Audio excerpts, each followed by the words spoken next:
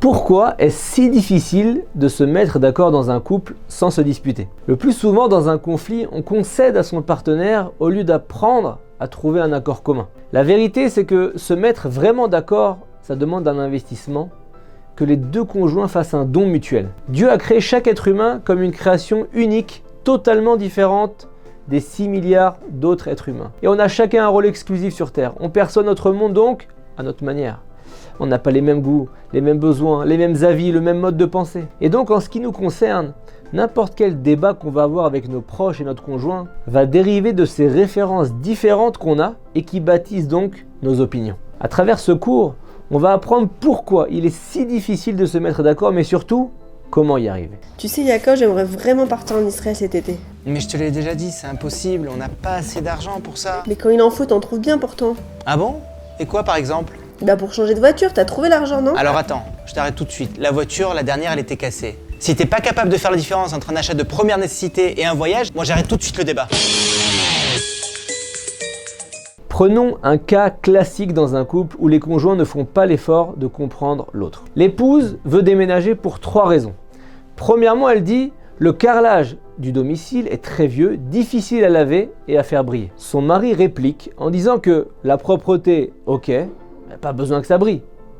Et il rajoute qu'il aimerait bien qu'elle consacre d'ailleurs plus de temps à lui-même qu'au ménage. Rappelons entre parenthèses qu'une femme voit sa maison faisant partie d'elle-même bien plus que son mari. La propreté lui tient à cœur pour elle et aux yeux des autres. Elle y passe beaucoup de temps. Et si le résultat n'est pas satisfaisant, ça la rend amère. Deuxième argument pour déménager de la femme, elle dit les voisines sont très peu sociables. Dans la tête de son mari, il ne voit même pas le problème à ce niveau-là, puisqu'en général, le tempérament masculin, c'est d'être assez détaché du voisinage. Et avoir des voisins d'ailleurs pas sociables, ça l'arrange. Ça lui fait d'ailleurs gagner beaucoup de temps en bavardage inutile. Troisième argument de la femme pour déménager, ils ont de l'argent de côté pour justement acheter un bel appartement. Dans la tête du mari, ça pense différemment. Il est pragmatique. Lui, il se rappelle des difficultés auxquelles sa femme et lui ont dû faire face pour trouver un toit lorsqu'ils se sont mariés. Ils préfèrent donc garder leurs économies pour leurs enfants. Maintenant, regardons les arguments du mari qui ne veut pas déménager à travers la tête de sa femme. Premièrement, il dit qu'il ne veut pas trop se rapprocher de ses beaux-parents, et ça c'est compréhensible. Dans la tête de sa femme, elle voit les choses différemment. Elle dit qu'au contraire, ça les aidera énormément pour garder les enfants de temps en temps. Deuxièmement, le mari argumente et dit qu'il a pris de bonnes habitudes dans la synagogue actuelle, il n'a pas envie de changer. Dans la tête de sa femme, c'est complètement différent, elle n'en a rien à faire. Elle dit que son mari est un garçon très sociable. Il n'a jamais eu aucune difficulté à s'intégrer dans aucune nouvelle synagogue, etc., etc. Si vous remarquez bien, les arguments des deux côtés, de la femme et de l'homme, ne sont pas de savoir s'il faut déménager ou pas. En fait, chacun aborde le problème selon ses propres besoins. Aucun n'est capable de ressentir le besoin de l'autre.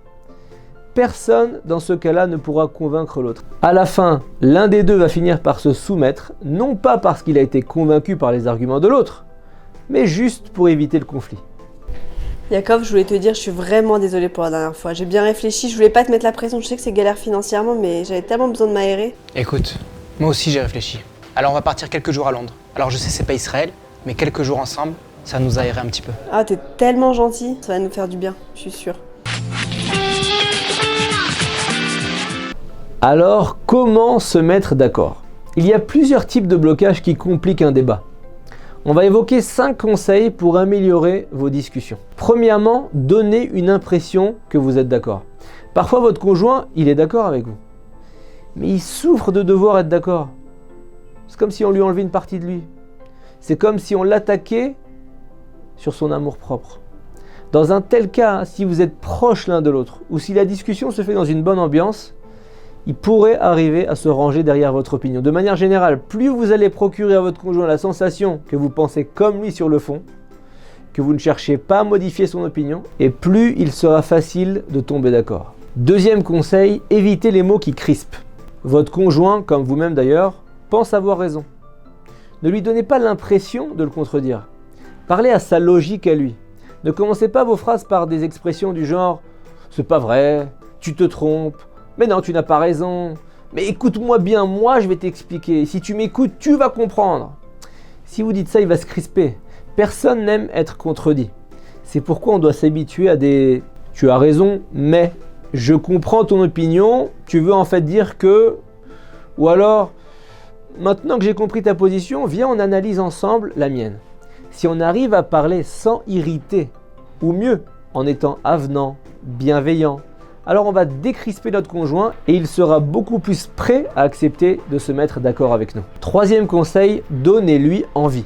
Une des craintes du conjoint lorsqu'il doit avouer dans une dispute qu'il a tort, c'est de se retrouver en position d'infériorité. Car il y a pas mal de conjoints pas très fins qui sautent sur l'occasion lorsque vous reconnaissez vos torts, par exemple, face à votre conjoint, pour dire « bah il était temps que tu te rendes compte de tes petites erreurs, mon petit Francis ».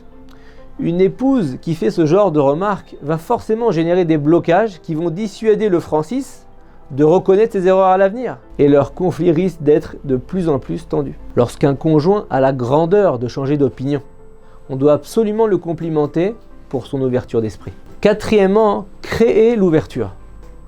Lorsqu'on discute, on donne son opinion, on doit absolument permettre à l'autre de s'exprimer jusqu'au bout, sans l'interrompre, pour que lui aussi ensuite nous écoute. Ne dites pas dès le départ, non c'est bon, j'ai compris ce que tu veux dire, laisse-moi parler, j'ai compris ce que tu veux dire. Non. Sinon il va penser que vous ne le laissez pas parler, qu'il n'a aucune chance de vous convaincre et vous allez rester dans le conflit. Plus vous allez l'écouter, plus il va se décharger de son émotion et plus le calme va venir et plus il y a de chances que vous vous entendiez. Aussi, attention à votre vitesse de réaction. Si vous répliquez à ses paroles trop vite après qu'il ait fini de parler directement, il aura l'impression que vous répondez sans avoir réfléchi à ce qu'il a dit. Attendez quelques secondes avec un petit air pensif. Je comprends ce que tu veux dire. Et même si vous le contredisez ensuite, il sera disposé à vous écouter car vous avez considéré ses paroles et son être. Cinquième conseil, répétez les propos de votre conjoint. Rav Simcha Cohen s'est aperçu que dans ses thérapies de couple, lorsqu'il demandait à un des conjoints ce qu'il avait compris des propos du partenaire, la plupart du temps, il avait en fait compris totalement l'inverse de ce qu'il avait voulu dire.